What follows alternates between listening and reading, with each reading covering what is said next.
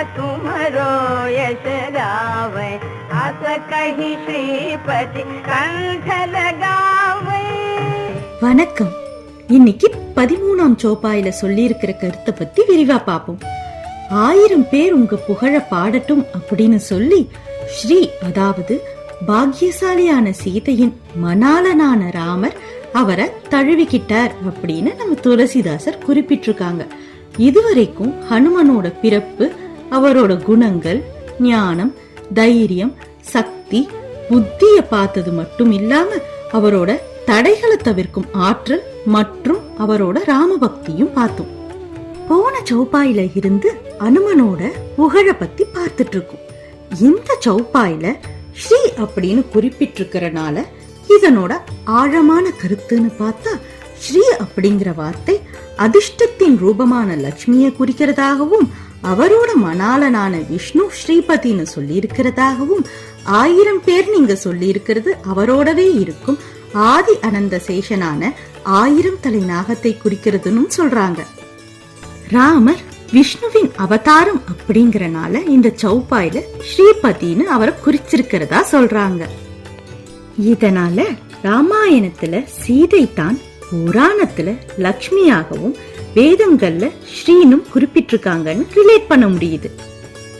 ஸ்ரீ அப்படிங்கிற சொல் மிக பழமையான வேதமாக கருதப்படுற ரிக்வேதத்துல இருந்தே பழக்கத்துல இருக்கிறத வேத குறிப்புகள் மூலமா நமக்கு உறுதி செய்யப்பட்டிருக்கு. வேத காலங்கள்ல இருந்தே நம்ம கலாச்சாரத்துல பெண்களை உயர்வானவர்களா கருதும் சிந்தனைய நம்ம பார்க்க முடியுது. உதாரணத்துக்கு சாமவேத குறிப்புகள்ல காளிய காடுகளின் தாயாகவும் கௌரிய கிராமங்களின் தாயாகவும் குறிப்பிட்டிருக்காங்க.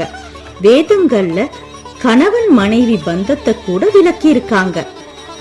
ஸ்ரீபதி அப்படின்னு சொல்றது மூலமா நற்பேறு பெற்ற பெண்ணின் பதி, அதாவது கணவனா இருக்கணும்னா எப்படிப்பட்டவரா இருக்கணும்னு நம்ம வேத சாஸ்திரத்துல சொல்லி இருக்காங்க.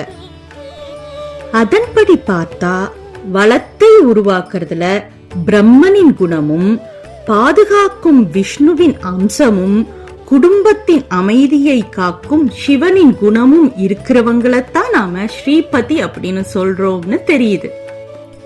இதனாலதான் அன்பும் பாசமும் பாதுகாப்பும் ஆனந்தமும் நிறைஞ்சிருக்கிற விஷ்ணுவ லக்ஷ்மி வல்லபா, அதாவது லக்ஷ்மியின் பிரியமானவர்னு அழைக்கும் பழக்கமும் நம்ம கிட்ட இருந்தது. இப்போ இந்த ஸ்லோகத்தோட ஆர்டர் வைஸ் மீனிங் ஒரு தடவை பார்த்துடலாம். சஹஸ் பதன், சஹஸ் அப்படின்னா 1000, பதன் அப்படின்னா முகங்கள்.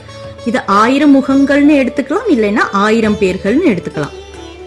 தும்ஹாரோ ஜச காவே, காவே அப்படின்னா பாடுறது, உங்கள் புகழ பாடுறாங்க. அசகி அப்படின்னு சொல்லி ஸ்ரீபதி காந்த் லகாவே, ஸ்ரீபதி உங்களை அன்போடு தழுவிக்கிட்டாருன்னு துளசிதாசர் இந்த சௌப்பாயில ஹனுமனோட புகழ பத்தி பாடியிருக்காரு. நன்றி.